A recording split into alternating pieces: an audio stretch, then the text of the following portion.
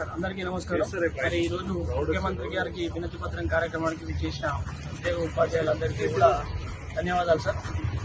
మరి ఈ విషయం కోసం మమ్మల్ని లోపలికి తీసుకెళ్లడం జరిగింది. ముఖ్యమంత్రి గారు ఇలా ఎడ్యుకేషన్ మీదనే రివ్యూ మీటింగ్ జరుగుతున్నది. మన సెక్రటరీ గారు వెంకటేశం గారు, దేవసేన గారు, సిఎస్ గారు అందరూ కూడా సీఎం గారి నివాసంలో ఉన్నారు.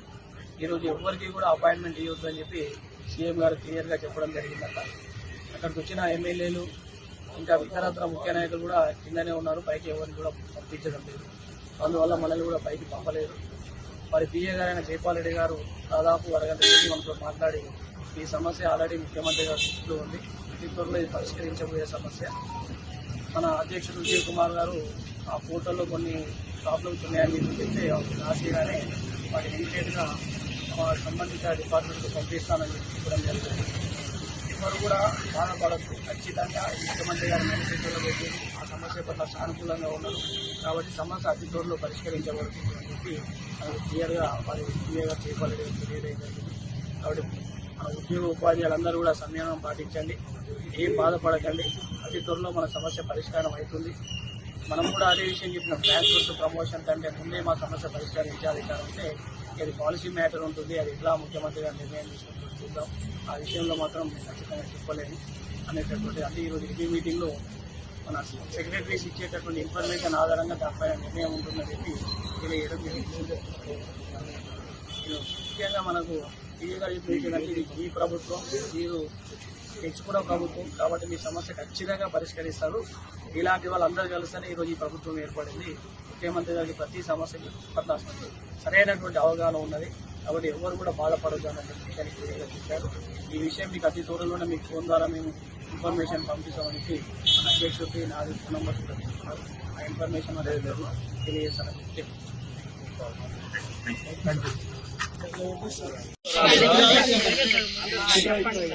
ప్రాంతానికి, కుటుంబాలకు, పిల్లలకు దూరమై పోరాటం చేస్తున్నటువంటి అందరికీ కూడా ఉద్యమకాలండి. అంటే ఇంకా పోరాటం చేయాల్సి రావడం కూడా దురదృష్టకరమైనటువంటి అంశం. ఇది ఎంత తొందరగా ముగిస్తే మన జీవితాల్లో అంత తొందరగా కాస్తైనా మేలు జరుగుతుందని నేను ఆశిస్తున్నా. 317 జీవో వల్ల మనం ఎంత నష్టపోయినాము, ఇవాళ ఇక్కడికి రావాలంటే ఎంత ప్రయాసతో ఇక్కడికి వచ్చింటాం మనకు తెలుసు. దురదృష్టం ఏంటంటే గతంలో ఉన్నటువంటి ప్రభుత్వం ఒక్కరోజు కూడా పెడచెవిన పెట్టిందే కానీ ఒక్కరోజు కూడా మన సమస్యను పట్టించుకోలేదు. ఇవాళ ఉన్నటువంటి ప్రభుత్వం ఏదైతుందో కాంగ్రెస్ ప్రభుత్వం రేవంత్ రెడ్డి గారి ఆధ్వర్యంలో కాంగ్రెస్ పార్టీ మేనిఫెస్టోలో కూడా 317 అంశాన్ని చేర్చడమే కాకుండా రాగానే 100 రోజుల్లో ఒక కాన్స్టిట్యూషనల్ క్యాబినెట్ సబ్ కమిటీని కూడా ఏర్పాటు చేయడం జరిగింది. దురదృష్టం ఏంటంటే క్యాబినెట్ సబ్ కమిటీ ఏర్పడిన తర్వాత ఎలక్షన్ కోడ్స్ రావడం, ఆ క్యాబినెట్ సబ్ కమిటీలో ఉన్నటువంటి 3 మంత్రులు కూడా ఎంపీ ఎలక్షన్లలో ఇన్ఛార్జీలుగా ఉండడం వల్ల మన గోస్తను సరిగ్గా వినలేదని అనిపిస్తుంది. నిన్న అంటే మొన్న ఒక 3-4 రోజుల నుంచి ఉపాధ్యాయుల బదిలీలు, పదోన్నతుల షెడ్యూల్ వస్తుంది, ఇవాళ 7th అని చెప్పేసరికి నేనే నిన్న స్వయంగా ఈ టైం అంటే ఒక 10-10:30 సమయంలో ముఖ్యమంత్రి గారి దగ్గరకు వచ్చి 2 గంటలు వెయిట్ చేసి వారు చాలా బిజీగా ఉన్నారు. ఎంపీలుగా గెలిచినటువంటి ఎంపీ క్యాండిడేట్లు వచ్చి కలిసిపోతుండడం,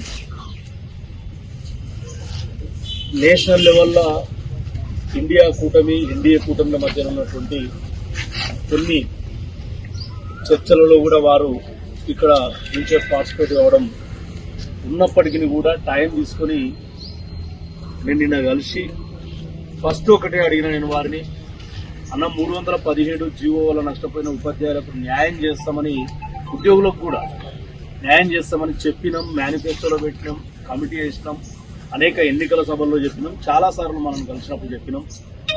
వాళ్ళకు కాకుండా ట్రాన్స్ఫర్ ప్రమోషన్స్ ఇస్తే వీళ్ళకి మళ్ళీ ప్లేసులు దొరకవు.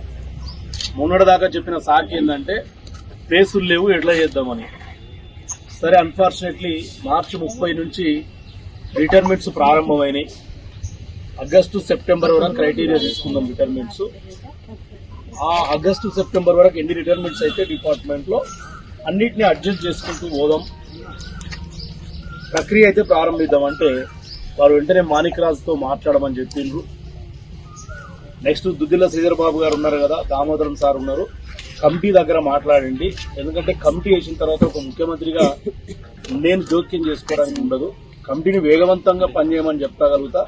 ప్లస్ కమిటీ ఇచ్చిన రిపోర్ట్ ఏదో ఉంటే దాని మీద ఎమ్మని నిర్ణయం తీసుకుందామని నిన్న చెప్తున్నారు సార్. నాకు వెంటనే నేను సెక్రటరీ వెళ్ళి పొన్నం ప్రభాకర్ గారిని కలిసిన. సార్ కూడా అప్పటికి ఆదేశాలు పోయినాయి. పొన్నమన్న క్లియర్గా చెప్పిండు, ఇట్స్ అవర్ ప్రామిస్, దాంట్లో తగ్గేది లేదు. కాకపోతే చూసిండు కదా ఎన్నికల అధికారులు. ఒకటే, నేను పార్టీలో ఉన్న మీ మనోవేదన, మీ మనోభావాలు తెలిసిన వ్యక్తిగా ఇవన్నీ ఈ ఎలక్షన్లు ఇవన్నీ వస్తుంటాయి పోతుంటాయి, కానీ మన సమస్య అయితే తీరాలి. నేను నిన్న సీఎం గారితో కూడా ఇంత గట్టిగా చెప్పలే కానీ పొన్నమన్నతో చెప్పిన, అన్న ఎలక్షన్లు వస్తుంటాయి పోతుంటాయి, పార్టీలు వాళ్ళు చాలా బాధపడుతుండ్రు, ఏదో ఒకటి చేయాలంటే ఖచ్చితంగా చేద్దామన్నాడు. ఇప్పుడు కూడా మీరు సీఎం ఆఫీస్ ముట్టడి పెట్టుకుంటే నేను నిన్న ఏం చెప్పిన జూమ్ మీటింగ్లో అంటే వద్దు, సీఎం గారు సానుకూలంగా స్పందించారు. నేనే స్టన్ అయినా, ఆయన అంతా సీరియస్ చెప్పిండు. అరే మనం ప్రామిస్ చేసినాం కదా, దాని మీద మళ్ళీ వెనుకడుగు చేసేది ఏముంటుంది, సబ్ కమిటీ రిపోర్ట్ రాగానే చేసేద్దాం.